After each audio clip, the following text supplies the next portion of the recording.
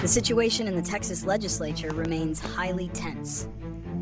Following their return to the state, many Texas House Democrats are now subject to a Republican-imposed rule that requires a police escort for them to leave the Capitol, a condition they are calling demeaning.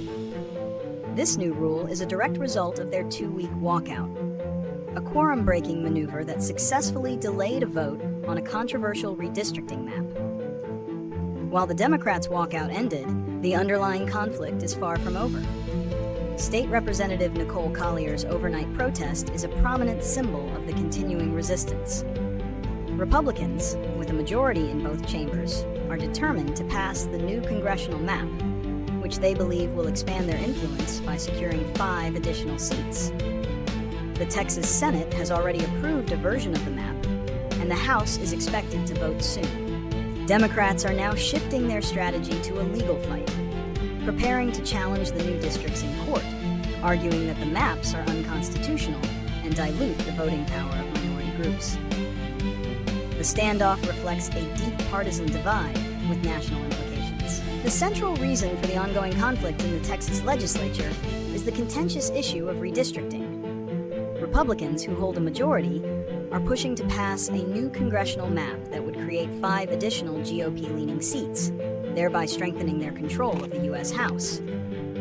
Democrats oppose this effort, arguing that the maps are a partisan gerrymander designed to dilute the voting power of minority communities, particularly Black and Hispanic voters, and are a raw power grab. The specific reasons for the recent protests, including State Representative Nicole Collier's overnight stay, are twofold.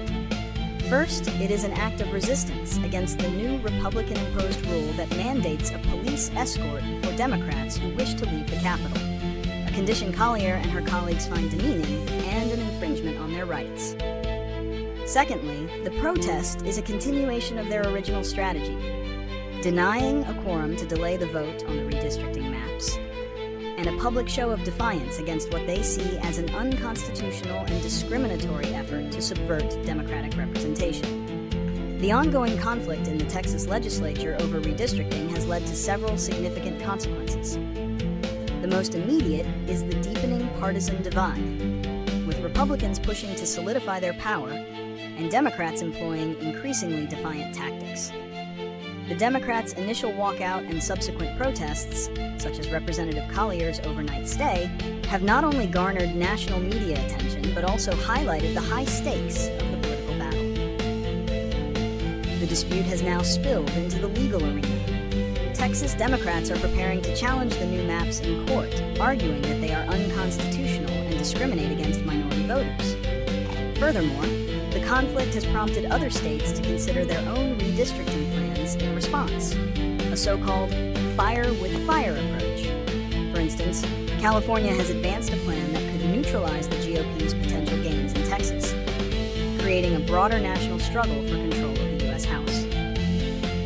Ultimately, the consequences extend beyond state lines, setting a precedent for political maneuvering and potentially undermining public faith in the fairness of the electoral process. Resolving the conflict over Texas redistricting presents several potential solutions, both political and legal. From a legislative perspective, a long-term solution could be the establishment of an independent redistricting commission. This would remove the power to draw electoral maps from the hands of the state legislature, reducing the potential for partisan gerrymandering in the future. However, this would require a significant political shift in Texas. In the short term, the most likely solution is a legal one. Texas Democrats and other advocacy groups are already preparing to challenge the new maps in federal court. They will argue that the new districts are unconstitutional because they dilute the voting power of minority groups, a violation of the Voting Rights Act. While the Supreme Court has ruled that partisan gerrymandering is a political question beyond the reach of federal courts, racial gerrymandering remains illegal and provides a viable avenue for legal challenge.